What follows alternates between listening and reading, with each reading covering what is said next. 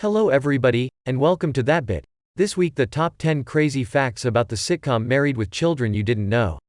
When you hear that song, what do you immediately think of? Probably either your significant other, who still hasn't put a ring on it, or your thoughts go directly to a man named Al Bundy, who loved to sit on the couch with his hand down his pants. Married with Children ran for 10 years and 11 seasons, and it was definitely part of 90s culture. So why don't we lump its legacy in with other iconic sitcoms of that era, like Seinfeld, Friends and The Fresh Prince of Bel-Air?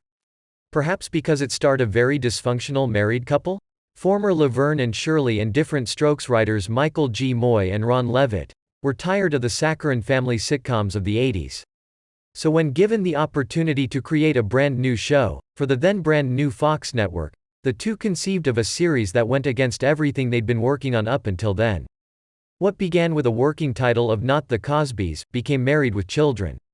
The TV show Married with Children was first shown on April 5, 1987, and it lasted until June 9, 1997. It's officially the longest-lasting live-action sitcom on Fox, in addition to being the first to be broadcast in the network's primetime programming slot. That's just one of the many cool facts surrounding the most popular American TV series.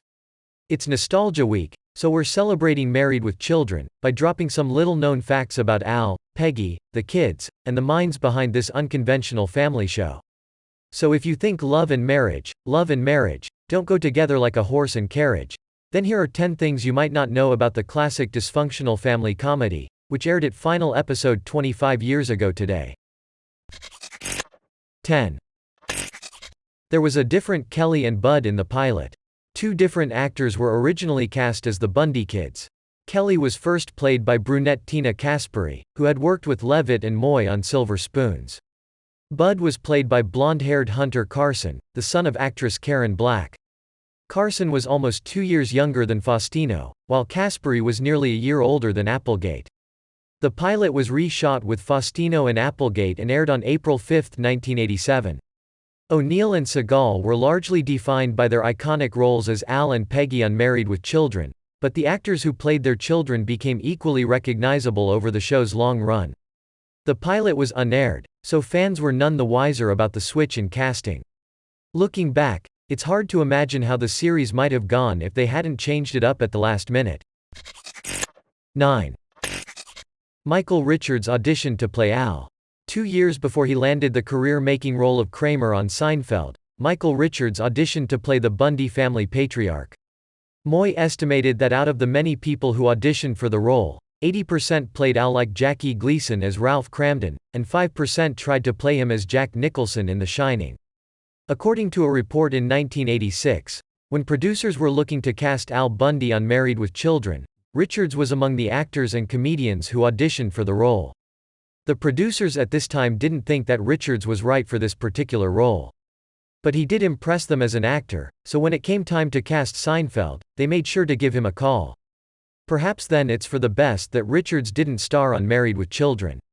His acting as Kramer is iconic, and so is Ed O'Neill's portrayal of Al Bundy. And today we can enjoy both of these iconic roles on these iconic shows. 8. O'Neill was on vacation when news of the show's cancellation surfaced. This was a particularly low blow for Ed O'Neill. He was on vacation when he discovered that the show was cancelled. What happened was he overheard a couple discussing the newspaper article in which the show's ending was confirmed. After that, O'Neill bought the couple a meal as gratitude for bringing him the information. Ed describes the spring day as a beautiful sunny day, when a car pulled in outside with a "Just Married" sign on the back.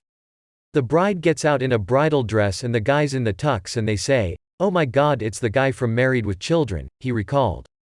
"And I said, 'Hi, you just got married, that's wonderful.' And they said, 'Oh, we love your show, but we're so sorry about it though.'" Confused about what they were talking about, Ed asked the couple, "What do you mean? What are you talking about?" The husband replied, "Well, he doesn't know. It was all over the radio, it was cancelled, we're sorry." At that point the Modern Family alum decided to take the high road. "I said I'd rather hear it from you. So I took him in the bed and breakfast and got him a bottle of champagne, and that's how that went down." To add insult to injury, O'Neill said Fox never got him a goodbye gift, after he played Al Bundy on the show for 11 years. When the network called me, I swear to God it was like 6 weeks later, and they said someone dropped the ball on this, and I said I have a question for you guys. It's been 11 years and we kept you in the black.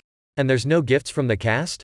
Ed recalled himself saying to the network executive on the phone, I know Golden Girls got Mercedes-Benzes or something and I never got a gift.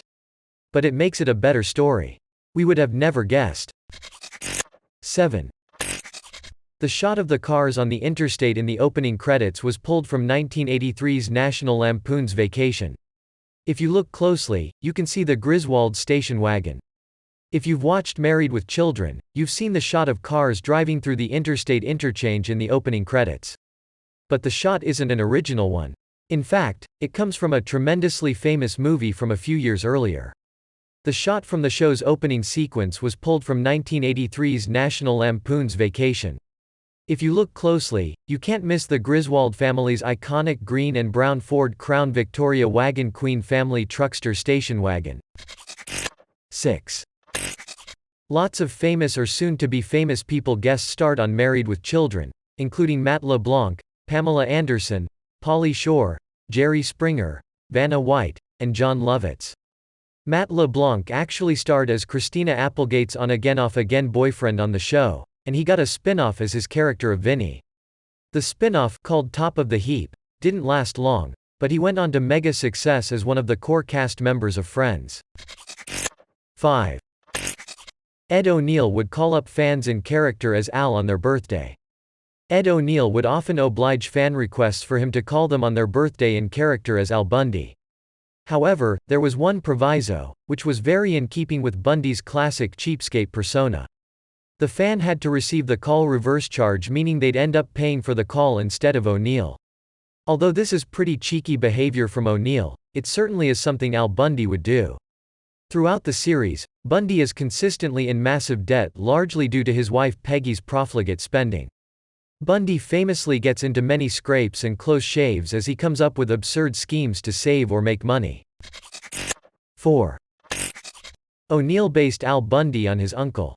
Most of the guys that read for it were doing it like Jackie Gleason in The Honeymooners, all yelling and mad, O'Neill said in an interview in 2016. O'Neill based his concept for Al on his real-life uncle. My uncle was resigned that life was going to be bad, O'Neill said. He added that then Fox chairman and CEO Barry Diller loved Segal as Peggy, but thought they could do a hell of a lot better than O'Neill for Al. Luckily, the Fox chairman was completely wrong and Ed O'Neill was the perfect choice to play Al Bundy. 3. There were 2 failed spin-offs. Garrison's last appearance as Steve Rhodes was in the season 9 finale, Radio Free Tremaine, where Steve was suddenly a college dean who makes a mistake expelling some school DJs. It was shopped as a pilot, but Fox didn't pick up the series, despite it co-starring Kerry Russell. The season 10 episode, Enemies, featuring Nicole Eggert, was a low-brow version of Friends that Fox also declined to pick up to series. The spin-off Top of the Heap, starring Matt LeBlanc as one-time Kelly Bundy boyfriend Vinny Verducci, lasted for 6 episodes on its own on Fox before being turned into Vinny and Bobby, which ran for 7 episodes in the summer of 1992. 2. Sam and Roseanne were almost Al and Peggy.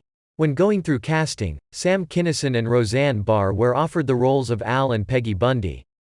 The hilarious role of Peggy Bundy was filled by talented actress Katie Segal, who was in the Hollywood Loop even before she was cast, as her father had been in show business for years. But she wasn't the producer's first choice for the role. The hysterical housewife could have been played by the big-time comedian and television producer Roseanne Barr. In fact, the role was first intended for Barr until Segal so brilliantly won over the casting directors with her audition. If you've watched Married with Children, it's easy to forget that anyone else was ever even considered for the legendary role of Al Bundy. Looking back, Ed O'Neill was just so perfect for the role. Why even bother with anyone else? But it's always critical to weigh your options before you cast anyone for any television show, movie or play, and Married with Children is no exception. Even before Ed O'Neill auditioned for the role of Al Bundy, it was offered to brash comedian Sam Kinison. 1. Ed O'Neill has a black belt in Brazilian Jiu-Jitsu. There's even footage of him in action. Married with Children star Ed O'Neill is apparently a jack of all trades. When he isn't acting, ONeill spends his time training in Brazilian Jiu-Jitsu. That's right, Al Bundy can most likely kick your butt in a fistfight. ONeill was introduced to the sport by his friend, writer and director John Milius. He has trained in the martial art for more than 20 years, and received his black belt in 2007 under Roseanne Gracie of the world-famous Gracie Brazilian Jiu-Jitsu dojos. He considers the black belt the greatest achievement of his life, apart from his children. Thank you for watching that bit. Please subscribe, and ring that bell so you get more content like this in the future.